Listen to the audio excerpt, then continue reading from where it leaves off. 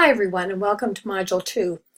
In this module, we're going to talk about questions that have been asked for actually a very long time about why work in educational organizations is organized around gender. That is, how does gender work to open up or limit opportunities for women and men in educational bureaucracies? We'll be paying particular attention to how power is constructed in gendered ways in the enactment of leadership in schools. Before we do so, however, some announcements. First, the forum for this module, as well as modules 3 and 4, will follow a different format than we followed in module 1. In the instructions for the in the instructions for the forum on eClass, you will find the last name of 4 authors listed, and beside each one will be the last names of students who will be responding specifically to that reading in the forum.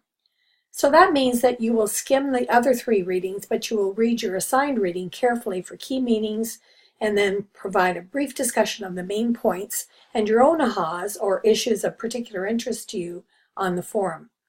And then you'll follow that with a question to prompt discussion by your forum group colleagues. Second, you'll notice in the syllabus that additional assignments begin next week in Module 3.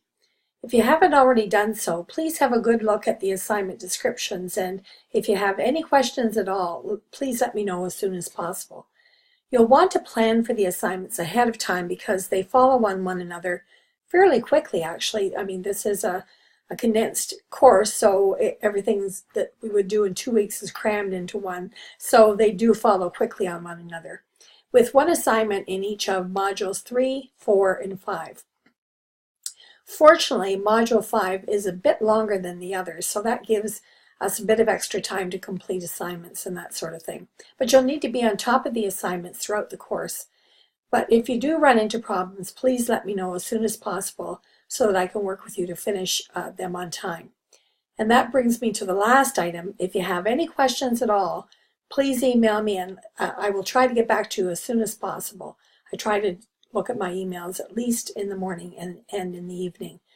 So I should be able to get back to you quickly. And if necessary, we can chat via email, of course, Skype or phone.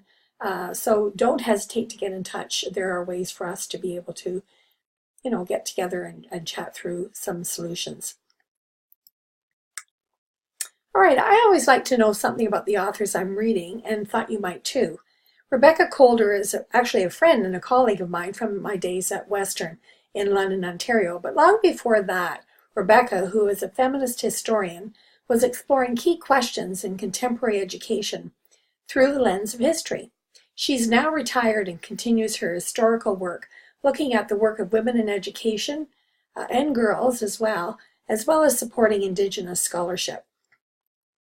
Chris Bruner is coordinator of the Education Policy and Leadership Program in the Department of Organizational Leadership, Policy and Development at the University of Minnesota in the United States.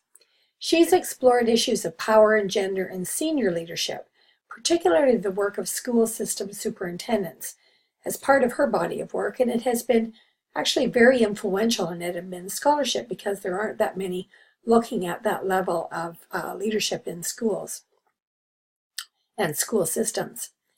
Marianne Coleman is an emeritus reader in educational leadership at the Institute of Education in London in the UK, which is a wonderful institution. I've been to a couple of conferences there, and there's really exciting work going on there. She's had a long and distinguished history of strong scholarship, particularly in the area of gender and social justice. She continues that important work after retiring as an active participant in what's called Nurture UK, that is working to meet the challenge of child hunger. So her interest in social justice continues. Kate Romanier, and I'm sorry, I'm sure I'm mangling my pronunciation of her last name, but that's how I'm seeing it anyway, is an historian in the Social Foundations section of the Department of Educational Leadership at Miami University in Oxford, Ohio. So not in Florida, but in Ohio. She is primarily published in the area of the role of the principal and how it has changed over time. So she takes a historical look. She also has done a significant amount of work with Aboriginal students, looking at the effects of cultural and language learning on their identity and retention at university. In the 1960s, women teachers across Canada and many other parts of the world began to make their voice heard and asked pointed questions about why work was organized along gendered lines in educational organizations. They asked, why are administrative positions predominantly held by men and teaching positions predominantly held by women? Later they asked, why are men not better represented in elementary schools and elementary grades, other than at the leadership level, and women not better represented in certain subject areas at the secondary level? Their activism prompted lively discussion and political action, and we learned about that in Module 1 in the Royal Commission on the Status of Women in Canada, for example, that sought support from a rather reluctant state in finding solutions. The themes from this module begin to get at some of the reasons for these persistent questions that these women and some men actively engaged in asking for a couple of decades, actually. First, advocates and scholars argued that gender stereotypes and organizational power intersect in a way that often disadvantages women who wish to seek formal positions of authority in schools and educational organizations. For example, Coleman and Bruner both look at the ways in which power is enacted. That is, when formal positions of leadership are masculinized or premised on male norms, what does that mean for women who are already school leaders or aspire to leadership? Bruner argues leadership is highly masculinized, that it is stereotypically masculine, even macho. She argues that these gendered stereotypes which shape preferred forms of power may exclude women or may affect what men and women do, how they do it, and the satisfaction they gain from it in educational organizations in very complex ways. Both Coulter and Rose Manier demonstrate how gender stereotypes and organizational power have overlapped with one another historically and help us understand how these patterns of gendered expectations continue to inform gendered relations and forms of leadership in schooling today. I'm going to begin with Coulter's remarkable historical examination of the work and life of Donalda Dickey. Donalda Dickey was a remarkable progressive educator, scholar, textbook author, and curriculum developer for decades. Her story reveals that she never held a formal position of leadership. While her scholarship was impeccable and her work was influential from her early career in the 1940s to her retirement in the 1960s, she was never once offered or held a formal position of leadership. But she likely didn't expect to be formally recognized because the gender norms of the day were strongly entrenched. Men led schools and women taught in schools. Despite what seems to many of us as an injustice, she did provide informal leadership, and as Coulter writes, she just got on with the work that needed to be done. She simply carved out a place for her gifts and was influential at all levels of education, including the Faculty of Education where she taught, boards and ministries of education, and in her discourse with a wide range of male influencers and administrators. Clearly, however, she was not blind to the discrimination that she experienced and worked to achieve opportunities for those who were less likely to have equal opportunities. For example, throughout her working life, she advocated for wider opportunities for girls and worked to correct misinformation in school texts about First Nations people. Her progressivist beliefs, informed by the highest level of education attained at various universities in Canada, the US, and the UK, were embedded in her work, and the products of that work, influencing pedagogy and curriculum content for years in schools right across the West. That is, as Coulter notes, Dickey exercised power, significant power, through the strength of her work and her willingness to advocate for progressive educational ideals that supported better opportunities for all students, even though opportunities for women in leadership were limited. So Coulter writes, Dickey exercised power. She claimed the right to be heard in the educational discourse and moved into spaces where action mattered and where getting things done made a difference. For many decades after amalgamation of schools and the time of Dickey and the increasing bureaucratization of education in the late 50s and early 60s, the gender norms that Dickey experienced remained the norm. The dean at the Faculty of Education at Western told me a story about being out with some students for a practicum in Edmonton. He'd been at the University of Alberta prior to coming to Western. And as they walked down the hall behind two little boys, one of the boys leaned over to the other and whispered, "Who are all these big people?" And the other little boy whispered back, "The girls are going to be teachers and the boys are going to be principals." Already they had picked up on the fact that power and formal positions of authority are organized along gender lines in schools, and that the expectation was that there would be a man in the principal's or superintendent's office. While leadership opportunities for women have improved in many ways since this story, statistics have been fairly steady. They tend to be around a 70-30 split, with 70% of all teaching jobs being held by women and 30% by men, and about 70% of administrative jobs being held by men and 30% by women. These numbers do tend to go up or down, depending on the economy, for example, and other kinds of factors, and currently are more close to around 80-20 in some locations. For example, rural may be different than urban, and they continue to depend on where you are looking in the hierarchy of educational bureaucracies. As Brunner says, the more power a position denotes, the less likely women are to hold it. This holds true in that the percentage of participation is lowest for women holding superintendent positions, a bit higher for secondary principalships, and even higher for women principals at the elementary level, for example. The question then is, why are these patterns, while improved, so persistent? Well, Coleman offers a theory based on her empirical research that offers some insight. According to Coleman, women have been, and to a somewhat lesser degree, continue to be, less well represented in school administration, despite their high numbers in teaching, because they challenge what she calls the male orthodoxy of leadership. That is, they challenge stereotypical masculine norms because, she argues, leadership is congruent with stereotypical norms of masculinity. So let's look at those characteristics and how they play out for women held within a feminine norm of stereotypical expectations.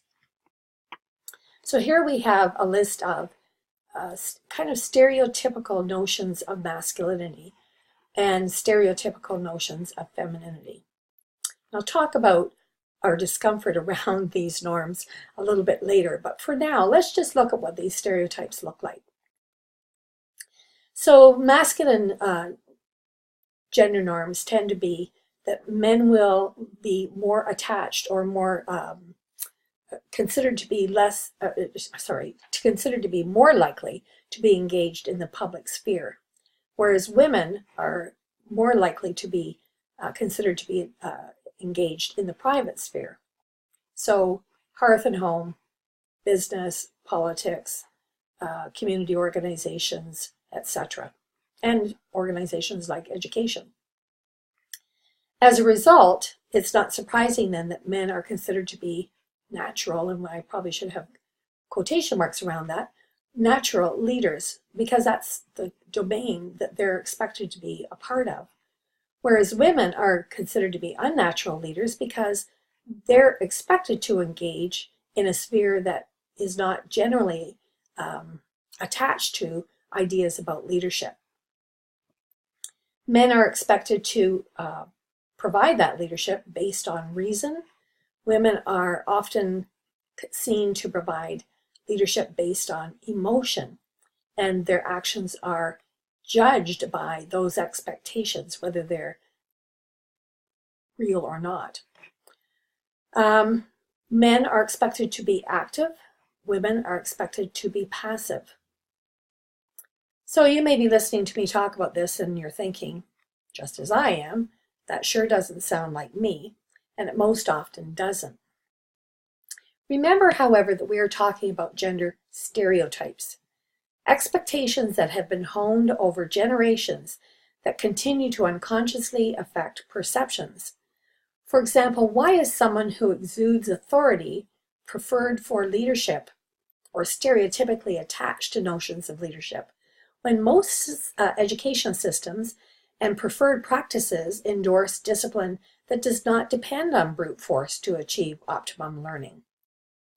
So gender stereotypes are not necessarily rationally connected to our beliefs and preferred values, but rather to deeply ingrained norms that may not even connect with reality anymore, but are nevertheless very, very powerful. And that's the trick in this whole thing.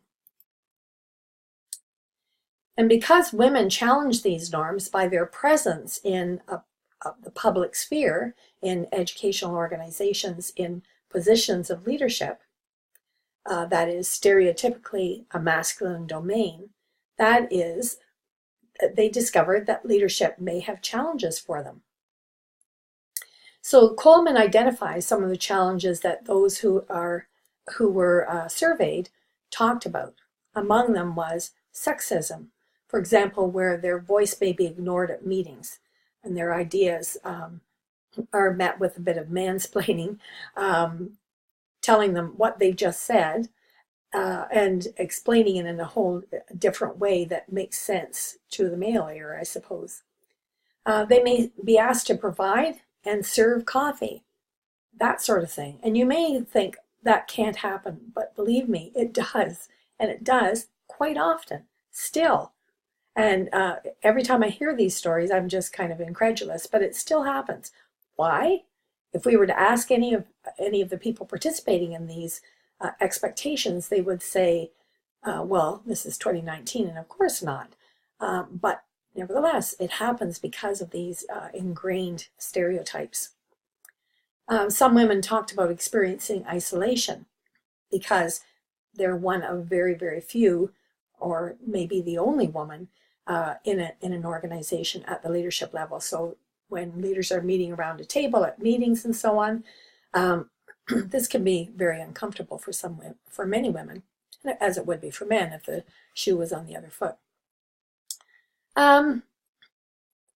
This one is an interesting one, and I'm not quite sure how to think about it, but it is kind of interesting. So women do sometimes use these gender stereotypes to get their way.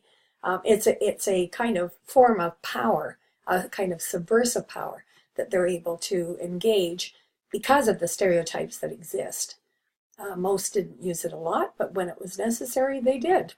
So that was an unexpected and interesting one. Of course, the work-life balance is one that we're all of us familiar with. Women tend to experience relationships as positive in many ways, but as complications too in terms of a leadership position, because they are still expected, maybe too strong a word, but their expectation of themselves as well as their partner's expectation of them may be that they will assume much more of the private domain in their home.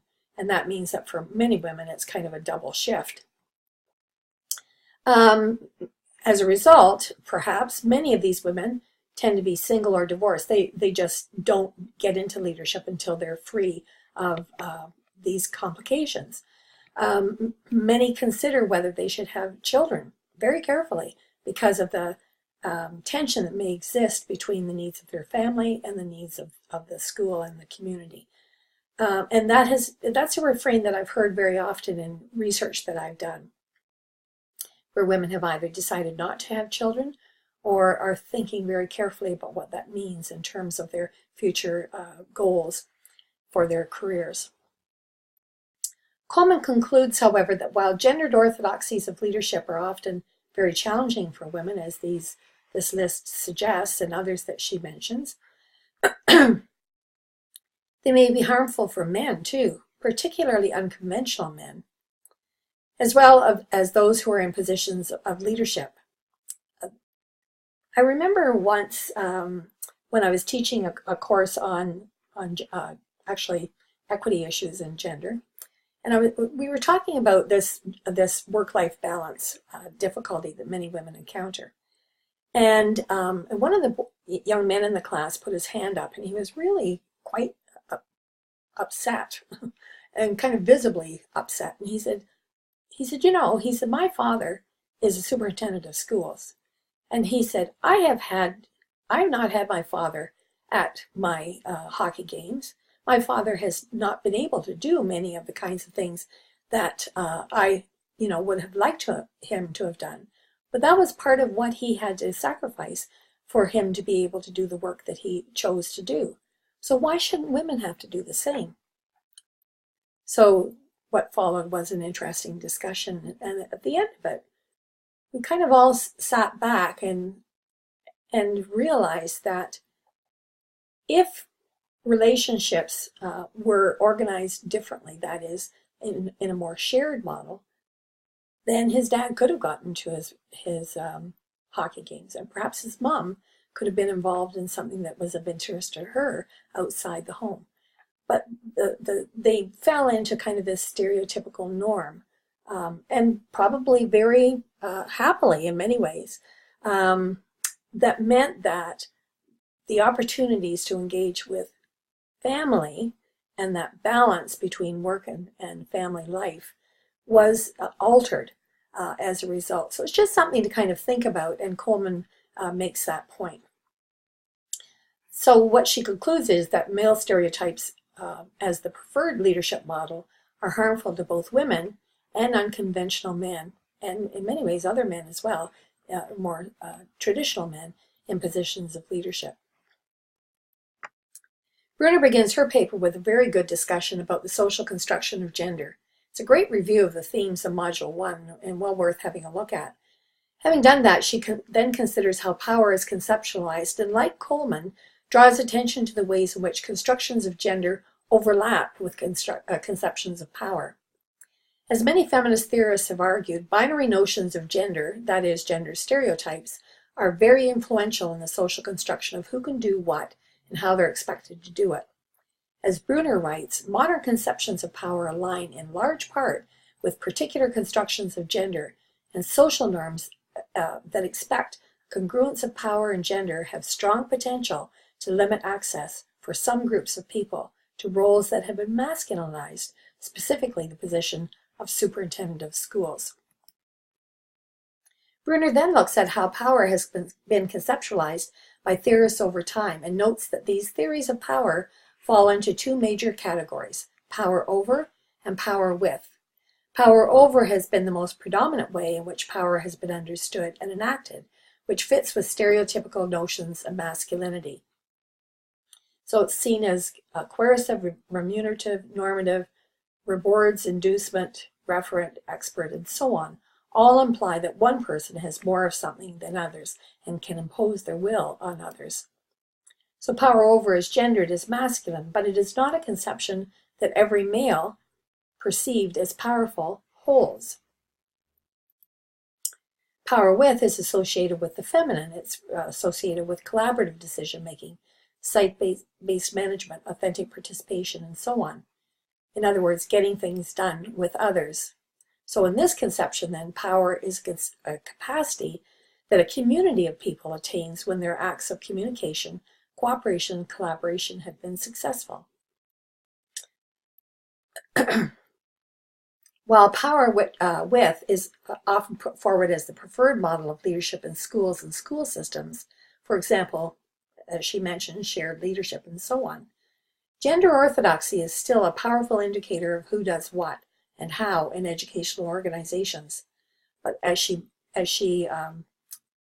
elaborates at the end of her paper, the actual picture is highly complex. All school leaders in formal roles of leadership work both inside and outside the boundaries of the gendered power model that is expected of them. As you listen to the voices of the male and female superintendents she interviewed when you read her paper, you hear them struggle with those gendered boundaries around issues of power and getting the job done. As she says, not every man preferred power over, not every woman enacted power with. Both men and women used mixed conceptions of power. Lastly, Rosmanier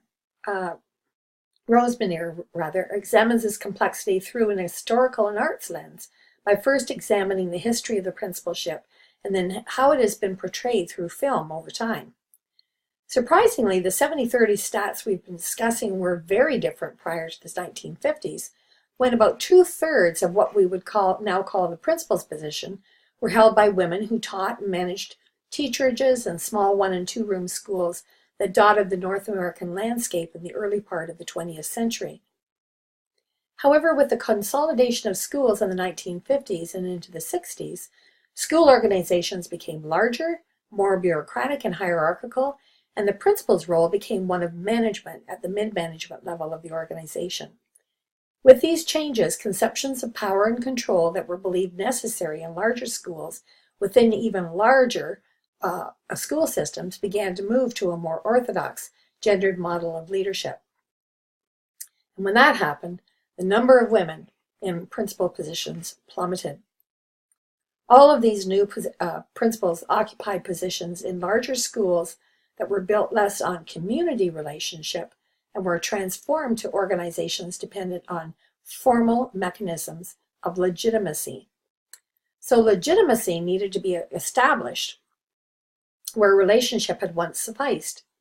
To do that, credentialing was increased, but participants were chosen by mostly male principals. So guess who they chose?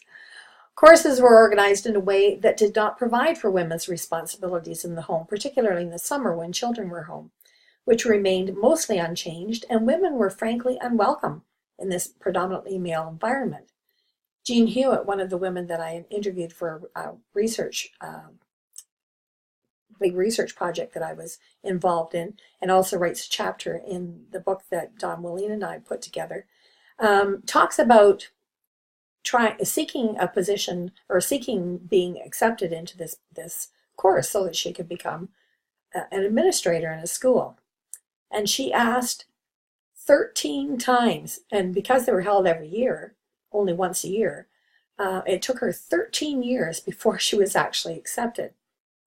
And she quickly established herself and became a principal, a assistant superintendent, moved up the ranks in the Ministry of Education, and the rest was sort of history. But her progress was held back that long.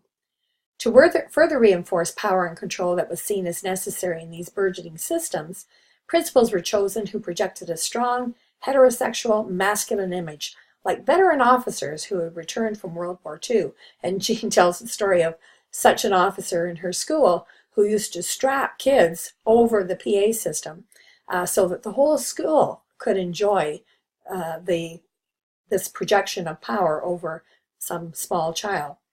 Or athletic coaches who projected an ideal masculine image were also preferred. So when Rosmanier looked at the picture that emerges in the movies of the principal, it's really a highly complex picture, but reinforces this image of the strong male leader. So either they're a bumbler who is emasculated by the bureaucratic demands of their job, and as a result the students run amok, or a weak male who can't control students or bureaucratic demands, or the strong, somewhat violent principal who demands order and is able to establish control of these students run amok and assert authority within an unreasonable bureaucracy. She notes as well that another picture emerges, mostly female, of the corrupt principal whose values destroy order in the school. Clearly only one orthodoxy, a stereotypical masculine orthodoxy, is preferred if the goal is power and control. What's interesting to me is that movies and TV, powerful social mechanisms that translate cultural values, mirror the gendered orthodoxies that Coleman and Bruner discuss. In many ways, they are a mirror of the gender stereotypes that shape work in schools. And who does that work? And so what does all this mean for women who are now or wish to pursue leadership positions in schools? Well, it means that persistence and support is essential, and that it is not only possible, but necessary for women to occupy leadership positions so that their professional gifts, just like Donella Dickey's and Jean Hewitt's and many other women's, can enrich schools and the communities they serve. We're seeing gender orthodoxies change to some degree in many public spheres. It's often 3 steps forward and then 1 or 2 steps back, but it's progress and we can all celebrate that. So I hope this video will paint the broad strokes of these interesting papers, and I'm looking forward to your discussions about them in your forums and what this means in your own practice as educators. All the best.